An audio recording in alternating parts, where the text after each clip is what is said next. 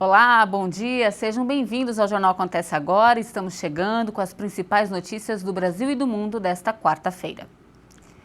O presidente Jair Bolsonaro disse ontem que a situação econômica do Brasil não é boa e que nesse cenário fica difícil promover mudanças e realizar o que foi planejado.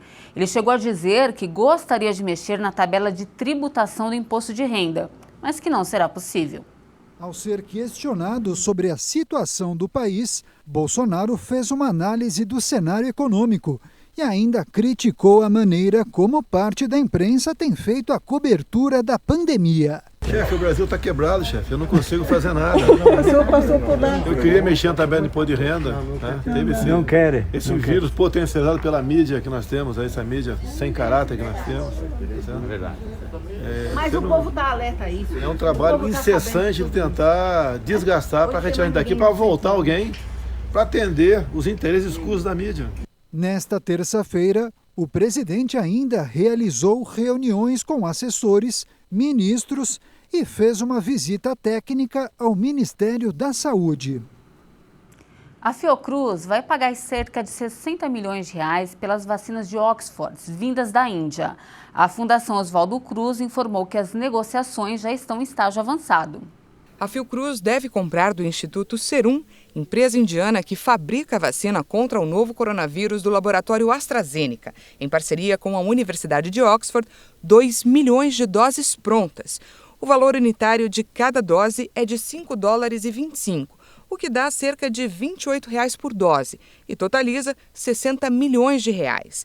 No pedido feito pela Fiocruz, a indicação é que as vacinas cheguem ao país ainda em janeiro. Segundo a agência, a importação é considerada excepcional porque o imunizante ainda não foi submetido à autorização de uso emergencial ou ao registro sanitário.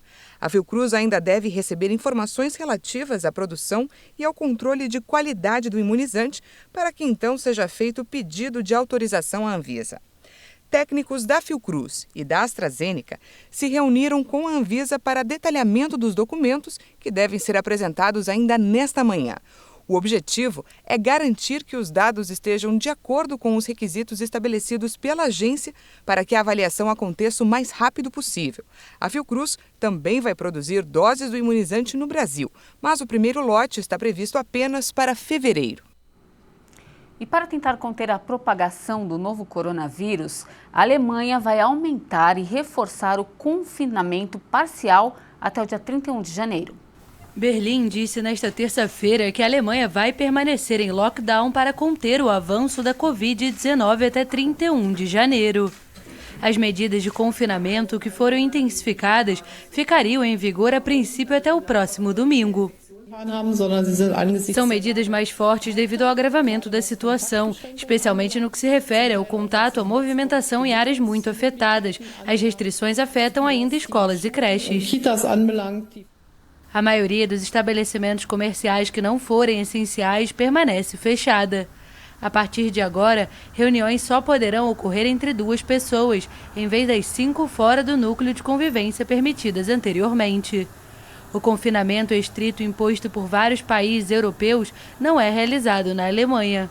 Mas os deslocamentos estão limitados a um raio de 15 quilômetros do domicílio nos locais onde a incidência supera os 200 novos contágios por 100 mil habitantes. E essa quarta-feira promete ser agitada na capital dos Estados Unidos. O presidente americano, Donald Trump, confirmou no Twitter que vai participar de um comício em Washington. O republicano informou que vai falar na esplanada ao sul da Casa Branca durante o movimento Save America Rally, em tradução livre, Salvem os Estados Unidos. A manifestação foi convocada por simpatizantes do presidente para protestar contra a certificação no Congresso dos resultados das eleições presidenciais de 2020. Dezenas de legisladores republicanos permanecem fiéis a Trump e prometeram protestar na sessão do Congresso que vai confirmar os 306 votos dos delegados para o democrata Joe Biden. As objeções não devem impedir o procedimento, mas podem atrasá-lo. Nesta terça-feira, republicanos e democratas travaram uma batalha acirrada pelo controle do Senado na Geórgia. 2 vagas estão em jogo e a votação foi encerrada no começo da noite local. Autoridades da Geórgia afirmaram que os resultados podem só ser conhecidos nesta quarta-feira, mas não descartaram um tempo maior. Se os dois candidatos democratas vencerem, o Senado ficaria dividido em 50 cadeiras para cada lado e o voto de Minerva caberia à futura vice-presidente Kamala Harris. Assim, Biden chegaria à Casa Branca com maioria na Câmara e no Senado, tendo maior liberdade para colocar em prática seu programa de governo. E uma informação que saiu agora há pouco, as primeiras projeções já apontam 2 democratas na frente. Agora vamos mudar um pouquinho de assunto e conferir como fica o tempo em todo o Brasil. Nesta quarta-feira, a atuação de 2 sistemas de baixa pressão vão estimular a formação de muitas áreas de instabilidade no centro-sul do país. Por isso, há risco para temporais a qualquer hora, especialmente no leste catarinense, inclusive em Florianópolis, na região de Curitiba, no interior do Paraná e também sobre o sul de Mato Grosso do Sul. Algumas pancadas de chuva também devem começar pela manhã, mas intercaladas por aberturas de sol no oeste de São Paulo e no sul de Minas Gerais.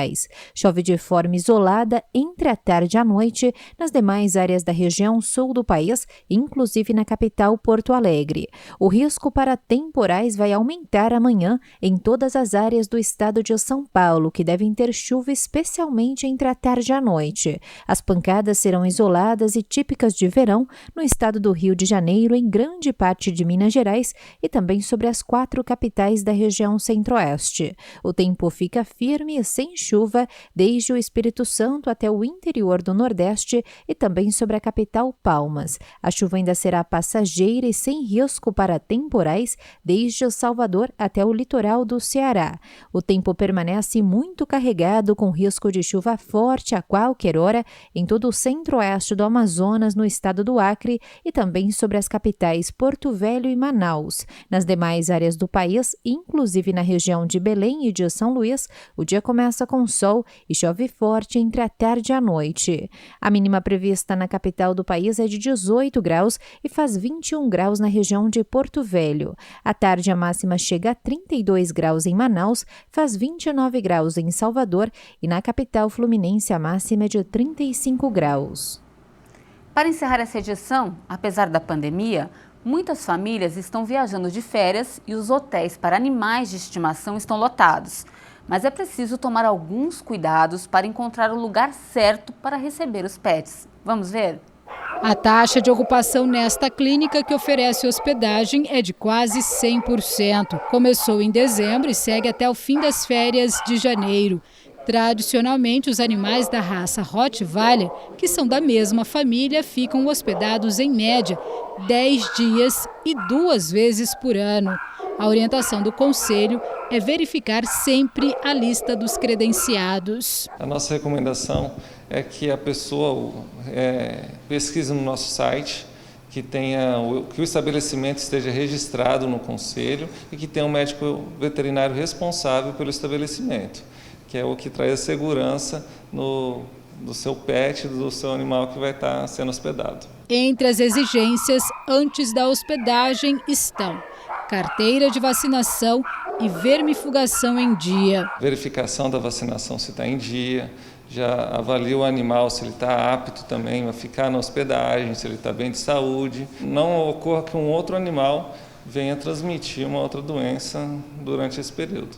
Nesta clínica veterinária, o banho de sol é individual, de 20 a 25 minutos. A preocupação do Conselho de Veterinária é em relação às hospedagens não credenciadas e aos aplicativos que oferecem esse serviço sem regulamentação. Os riscos de acidentes são grandes. Além da supervisão de médico veterinário, os locais precisam oferecer segurança aos pets, tanto em relação à saúde quanto em relação à alimentação e ao bem-estar. A gente não recomenda, esses aplicativos que é caseiros, a gente não tem controle nenhum disso. Acredito que nem quem oferece possa até oferecer algum risco. Ótimas dicas. E olha, essa edição fica por aqui. Obrigada pela sua companhia. Eu volto às 11 da manhã com uma reportagem sobre o suco detox que ajuda a limpar o organismo. É daqui a pouquinho e eu espero você. Até mais.